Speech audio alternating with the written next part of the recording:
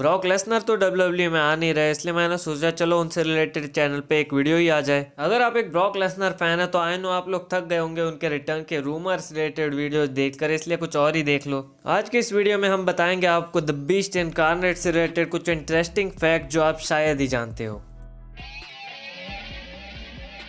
Brock Lesnar का WWE debut हुआ था 2002 में और इनका फर्स्ट रन सिर्फ 2 साल ही चला था, पर सिर्फ इन 2 सालों में उन्होंने जो कुछ अचीव किया वो अचीव करने के लिए कुछ रेसलर्स को 20 साल भी कम पड़ जाते हैं। लेसनर पर विंस मैकमैन का शुरुआत से ही बहुत भरोसा था, उन्हें कंपनी का नेक्स्ट बिग थिंग दिख गया था ब्रॉक लेसनर में। लेसनर अपने डेब्यू ईयर में ही किंग ऑफ द रिंग बने और उसी साल समर स्लैम पेपर व्यू के मेन इवेंट में उन्होंने डिफीट किया द रॉक को फॉर द वर्ल्ड टाइटल। और बस इतना ही नहीं, बट वो बन गए थे उस टाइम के youngest world champion at the age of 25। Summer Slam main event करने के बाद वो नेक्स्ट रेसलमेनिया के मेन इवेंट में भी थे जो था रेसलमेनिया 19 और इसके मेन इवेंट में ब्रॉक लेसनर ने डिफीट किया कर्ट एंगल को फॉर द डब्ल्यूडब्ल्यूई चैंपियनशिप। हाँ, और ये वही शो है जहां पर ब्रॉक लेसनर ने अपना last shooting star press perform किया था। तो कंपनी में उन्हें बस 2 साल ही हुए थे और इतने में ही वो 3 बार वर्ल्ड चैंपियन बन गए थे, प्लस उन्हें रेसलमेनिया भी मेन इवेंट करने का मौका मिल गया था। इन शॉर्ट किसी भी सुपरस्टार का ड्रीम रन जी रहे थे ब्रॉक लेसनर उस टाइम पर, बट रियलिटी कुछ और थी। ब्रॉक लेसनर इन सारी चीजों से तब खुश नहीं थे और अपने पीक पर उन्होंने डब्ल्यूडब्ल्यूई छोड़ने का मन बनाया। उन्होंने कहा कि वो उस टाइम को एंजॉय नहीं कर रहे थे और वो चाह रहे थे किसी और स्पोर्ट को एक्सप्लोर करे, और इसीलिए उन्होंने डब्ल्यूडब्ल्यूई से रिलीज मांगा और उसके बाद उन्होंने एनएफएल में करियर बनाने का प्लान किया। बट वहां भी वो बोर हो गए और कुछ टाइम बाद वो जापान चले गए रेसलिंग के लिए, और कुछ टाइम बाद वो एनजीपीडब्ल्यू में भी बोर हो गए और उसके बाद उन्होंने सोचा चलो यूएफसी जाते हैं। बट फाइनली उनका मन लगा यूएफसी में और 2012 तक वो वहां टिके रहे।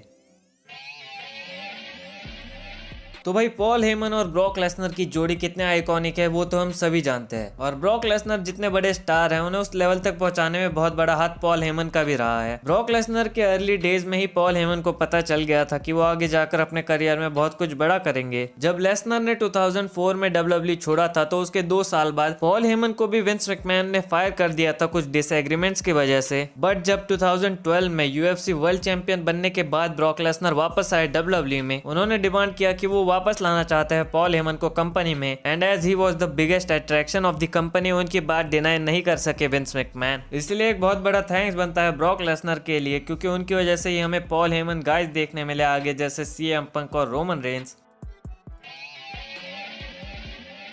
तो अगली स्टोरी है ब्रॉक लेसनर और कर्ट एंगल से रिलेटेड, जो सिर्फ डब्ल्यूडब्ल्यूई सुपरस्टार्स ही नहीं but professionally train amateur wrestler थे डब्ल्यूडब्ल्यूई में आने से पहले। इन दोनों की केमिस्ट्री कितनी अच्छी है इसके एग्जांपल्स वो हमें दे चुके हैं उनके मैचेस के थ्रू। तो इन मैचेस के बारे में तो हम सब जानते हैं, बट क्या आप जानते हैं उस शूट फाइट के बारे में जो बैक स्टेज हुई थी इन दोनों के बीच? एक इंटरव्यू में कर्ट एंगल ने उस टाइम की एक स्टोरी रिवील करी थी। उन्होंने कहा कि जब लेसनर डब्ल्यूडब्ल्यूई में नए आए थे तब वो काफी ज्यादा कॉम्पिटिटिव थे और उनमें काफी ज्यादा ईगो भी था। वो ऐसे ही आते जाते रेसलर्स को शूट फाइट्स के लिए चैलेंज करते थे, और ऐसे ही एक चैलेंज उन्होंने कर्ट एंगल को भी दिया था। और इस चैलेंज को सुनने के बाद कर्ट एंगल ने सोचा कि एज अ सीनियर इस लड़के को मजा चखाना पड़ेगा।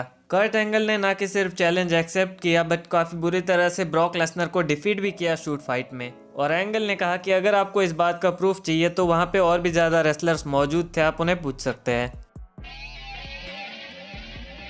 तो जब भी कोई शो होता है डब्ल्यूडब्ल्यूई का, उसमें बहुत सारे मैचेस होते हैं। अगर आप एक रेसलर है और आपका मैच शो के स्टार्ट में है तो आप अपना मैच करके ही शो को छोड़ के नहीं जाते। रेसलिंग कल्चर में ये एक अच्छी प्रैक्टिस मानी जाती है कि आप पूरे शो तक रुके, या तो अपने मैचेस के लिए प्रिपेयर करें या अपने कलीग्स के मैचेस देखें। वहीं कुछ एक्सेप्शंस भी होते हैं सीनियर्स के लिए, बट अगर आप एक यंग रेसलर है तो ये आपके लिए काफी ज्यादा इंपॉर्टेंट है, क्योंकि इसी से पता चलता है कि आप अपने सीनियर्स की रिस्पेक्ट करते हैं या नहीं। बट ये रूल अप्लाई नहीं होता है हमारे बीस्ट इनकार्नेट ब्रॉक लेसनर पर, क्योंकि आपने नोटिस किया होगा कि ब्रॉक लेसनर का जब भी मैच होता है या सेगमेंट होता है, या तो वो शो के स्टार्ट में होता है या मेन इवेंट में होता है, क्योंकि वो इस प्रैक्टिस में नहीं मानते। ब्रॉक लेसनर सोचते हैं कि वो अपना काम करे और शो छोड़ के चले जाए। आगे चल के तो इस बात से कोई प्रॉब्लम नहीं हुई, पर जब लेसनर नए आए थे कंपनी में तो काफी सारे सीनियर्स को उनकी ये आदत नहीं पसंद थी, पर उनके रिलेशन विंस मैकमैन के साथ इतने अच्छे थे कि उन्हें ये फ्रीडम मिल गया था। अगर हम बात करें इन दोनों के रिलेशंस की तो यार अभी 2025 चल रहा है एंड अब तक तो हम सभी जान चुके हैं इनके रिलेशंस कितने अच्छे थे।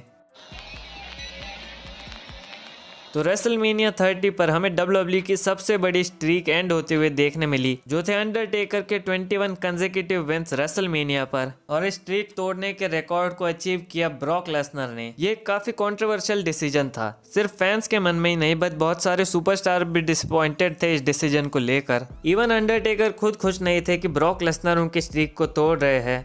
उनका कहना था कि यह मौका किसी यंग सुपरस्टार को मिले जिससे उस स्टार का करियर एलिवेट हो। एंड यार, इस डिसीजन पर हम बहुत सारे लोगों के ओपिनियन जान चुके हैं, बट क्या आप जानते हैं ब्रॉक लेसनर का क्या कहना था? डायरेक्टली तो लेसनर ने इस टॉपिक पर कभी बात नहीं की आज तक। एक Q&A में शॉन माइकल्स और जिम रॉस ने रिवील किया कि खुद ब्रॉक लेसनर भी खुश नहीं थे इस डिसीजन को लेकर। ओरिजिनल प्लान्स के हिसाब से ब्रॉक लेसनर इस मैच के विनर नहीं होने वाले थे और स्ट्रीक कंटिन्यू होने वाली थी, बट रेसलमेनिया 30 के दिन विंस मैकमैन ने अचानक अपने ओरिजिनल डिसीजन को चेंज किया और बताया लेसनर और टेकर को कि लेसनर विक्टोरियस रहेंगे और रेसलमेनिया 30 पर एंड होगा स्ट्रीक का।